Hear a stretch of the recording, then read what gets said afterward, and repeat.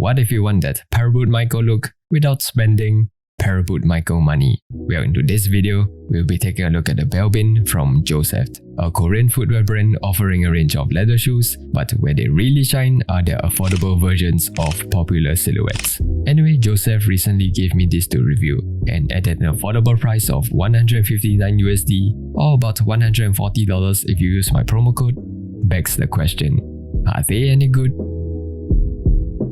So the Belbin is a classic Tyrolean style shoe featuring a black top grain leather upper. The leather is sheepskin, meaning it's leather from a cattle older than a calf and younger than an adult cow. Basically, a teenage cow. So not quite as fine as calf skin or as coarse as cowhide. That said, it feels like any other top grain leather. It's got a relatively tight grain, a smooth and uniform look, and a bit of a shine, but definitely not overly shiny like what you see on cheaper shoes. Also, the leather will stretch. More on that later. And if it matters to you, the leather is sourced from Chokwang leather, which according to Josepht is the largest tannery in Korea. Now visually, there are a few differences between this and the Paraboot Michael. The Belbin has no branding and a commando sole, while the Michael has a Norwegian welt and a heel panel that extends further outwards. To my eye, the Belbin looks more minimal, while the Michael has a more country/workwear vibe, which I guess is part of its appeal. Also, the piping details on the aprons on both shoes are pretty basic compared to the scallop detail you'd find on the Clement Padro. While we're at it, the piping along with the gusseted tongue adds a layer of water resistance. Anyway, for the heck of it, I tried submerging the shoe for a good 5 minutes and the inside stayed dry, so there's that. Shoelaces are also good length, and in terms of stitching quality, they are 10 SPI. All neat and tidy all around except for one minor loose thread here, but for the price, it's not a big deal. Okay, next, the Belbin has a leather-lined interior, a leather sock liner, and a cushioned Autolite footbed. That's it, I don't think it's the most comfortable shoe. It's okay for the occasional stroll in town, but I wore this for 5 days straight in Thailand with plenty of walking every day, and my feet were already aching by the end of day 1. I'd say it's mainly because of how stiff it is, which a large part is due to the metal shank inside.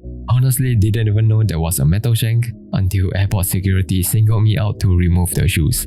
And yes, to address the elephant in the room, these shoes have a board-lasted, cemented construction, much like the Clement Padro. Still, they are pretty well made for a cemented shoe. The vibrant commando sole is bonded firmly to the midsole, there's no excess glue, and they don't seem like they'll separate anytime soon. Now obviously, given that these are cemented, the welt here is fake. Still, there is a functional purpose. It's made from rubber and coupled with the ridge, which like on the storm welt acts as a barrier, further adds to its water resistant properties. Finishing on the welt is also excellent. It lines up nicely with the outsole and the welt seam is barely visible. I must say the best part about the Belbin is how it has a hefty, almost indestructible quality to it. So much so that I just walk right through puddles in them and treat them like a beater shoe, which I guess explains all the scuffs. So this is how the Belbin looks on foot. In terms of sizing, Josepht recommends going half a size down from your sneaker size. It has a nice rounded shape from the top, and the high instep creates a chunky silhouette. Now despite that, these are narrow. Even after wearing them for 5 days straight in Thailand, they still felt like they were as good as new. I even developed a bit of a blister, so I used a shoe stretcher and the wave is now, finally, barely bearable. The high instep also caused my heel to slip due to my low instep. I tried tying the shoelace as tightly as possible, and even then there was still a tiny gap. I figured the way to fix this is not to use the bar lacing that came with it, and instead use the typical crisscross lacing for a more secure fit. Although the trade-off is that the quarters will overlap. So is the Belbin any good? Well, they are a fair bit cheaper than the Padros and cost just a fraction of the Michael, so don't expect the most luxurious leather or the fanciest construction. But what you are getting is a well-made cemented shoe. The leather is average, the comfort is okay if you're not standing or walking the whole day, and these can probably last longer than you think. As a menswear enthusiast, my biggest gripe would be that they only come in black. So I guess I'll only be pairing this with my navy, black and olive trousers, and maybe even shorts.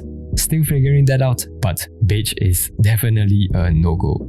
Overall, I'd say they are a solid option if you want to try out Tyrolean shoes without breaking the bank or delving into questionable Chinese brands. So if you'd like to give Josepht a shot, remember to use this code for 11% off your order. Until next time, stay subtle.